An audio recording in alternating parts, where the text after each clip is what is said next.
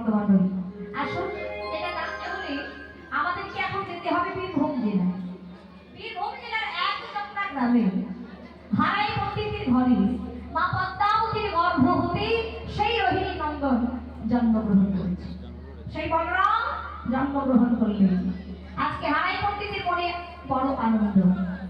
আর মা পদ্মাবতী সন্তানের নামকরণ করছে। বাবা আদর করে সন্তানের নাম দিয়েছেন কুবের।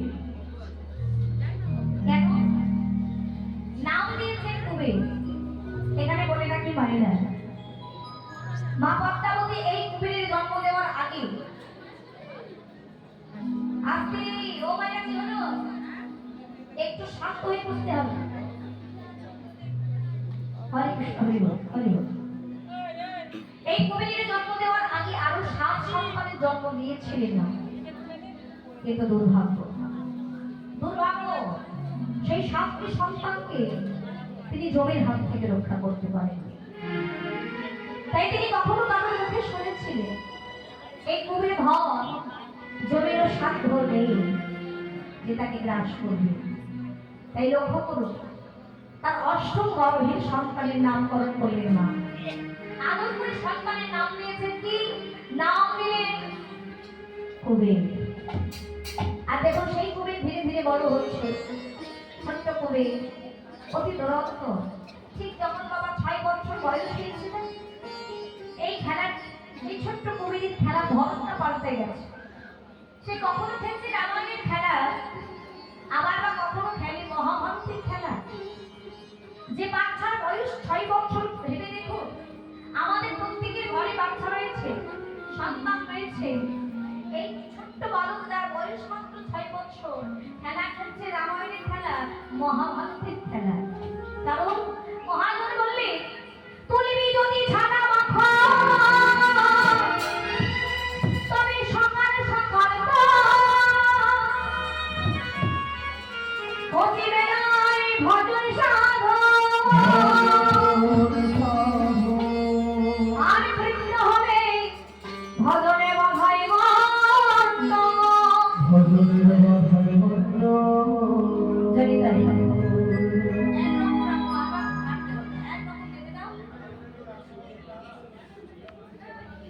জয় তাই জয় তাই, হরে কৃষ্ণ। রাত্রিবেলা ঘুম বসবে কিন্তু শোনার সময় নাকি বলে রাত্রিবেলায় কিন্তু শোনার সময় নয়, রাত্রিবেলা ঘুমানোর সময়। তাই আপনারা ব্যস্ত হয়ে পড়েছেন। প্রত্যেকটা জিনিসের নির্দিষ্ট সময় আছে। এই হরিনাম সংকীর্তন করবার জন্য, ভগবানের গুণকীর্তন করবার জন্য, ভগবানের চরণাশ্রয় করবার জন্য নির্দিষ্ট সময় আছে। সেটা বললেন শিশুকাল। তুমি যদি ছানা মাখন সকাল সকাল তো, অর্থাৎ যারা দেখবে বাবা, যারা দূর থেকে মাখন তৈরি, তারা কিন্তু জানে, তারা জানে কি যে সকাল সকাল করতে হবে। ওই দুধ থেকে মাখন তুলতে গেলে সেটা সকাল সকাল করতে হবে। বেলা বেড়ে গেলে আর সেই দুধ থেকে মাখন উঠে আসবে। তখন ওই শিশুকাল থেকে ভগবানের চরণটা বাবা আমাদেরকে আশ্রয় করতে হবে। শিশুকাল থেকে আশ্রয় করতে হবে। এখানে অনেকে মনে মনে ভাবতে পারে তাহলে আমাদের যে বয়স হয়ে গেছে, আমাদের বয়স হয়ে গেছে, তাহলে কি আমরা ভগবানকে ডাকতে পারবো না? হরে কৃষ্ণ। এই ভক্তমণ্ডলী আমার ভক্তি বলতে পারি না, আমরা সবাই ভগবানকে ডাকতে পারবো। তবে একটা কথা বলে রাখছি, ওই ডাকতে পারবো সবাই। দেখবেন একটা জমিতে বীজ রোপণ করতে গেলেও সেটা সবাই মতো করতে হয়। যদি অসবাই জমিতে বীজ রোপণ করা যায় কি হবে গো? গাছ কি বড় হবে না? আপনার জমিতে গাছ বড় হবে, আপনি জল দেবেন, সার দেবেন, গাছ হয়তো বড় হবে, কিন্তু বাবা সেই গাছে ফলও ধরবে না, আর ফুলও ধরবে না। তখন ওই শিশুকাল থেকে ভগবানের চরণটা আমাদেরকে আশ্রয় করতে হবে। আর আমাদের ঘরের ছেলেরা, এই দেবতা পাড়ায় যে কীর্তন হয়, যদি আমরা যদি জন্ম মামা কীর্তন শুনে আসি, কি বলবে আমাদের ঘরের ছেলেরা? কি বলবে? বলে কীর্তন শোনার এখন বয়স আমাদের হয় না। কীর্তন শুনবো কখন গো? বলে কীর্তন শুনতে এখন আমরা কি শুনবো? দেখবে ও না বড় বড় বক্স লাগিয়ে যখন ভালো করে ওই আওয়াজ হয় না, দিবি পাঠাবি করছি মানে যদি ডিজে হয় তাহলে আর সেখানে জায়গা দেওয়া যাবে না। অ্যান্ড্রয়েডটা ফোন সেখানে আর জায়গা দেওয়া যাবে না, মানে শুধু কীর্তন আসলে ডিজে হচ্ছে হরে কৃষ্ণ। তো লক্ষ্য করুন এই যে কীর্তন আসলে একমাত্র দেখা যায় বয়স্ক মানুষ, কারণ আমাদের ধারণা নেই যদি তোমরা ধারণাটা কি যখন বয়সটা বেড়ে যাবে তখন কীর্তন শুরু করে কমে যাচ্ছে, সাউন্ডটা কমে যাচ্ছে, সাউন্ডটা কমে যাচ্ছে, জানি তাই যখন বয়স হয়ে যাবে তখন কীর্তন করবে, এখন নয়। তো আমাদের ধারণাটাই হলো এটা যে এই সময় অন্তত আনন্দ করে নি। কারণ দেখবে প্রতিটা হরিবাসরে কীর্তনীয়রা একটাই কথা বলে, কি বলে 84 লক্ষ জনে ভ্রমণ করে সাধের মানব জন্ম পেয়েছে। তাহলে আমাদের ধারণাটা কি মানে মনে মনে ভাবছি যে এই জন্মে নয় আরো তো অনেক জন্ম পড়ে আছে, সেই সময় না হয় কীর্তন করবো, এই জন্মটা একটু আনন্দ করে কাটাই, হয় ডিজে গান শুনে না দেখো ভাইরা।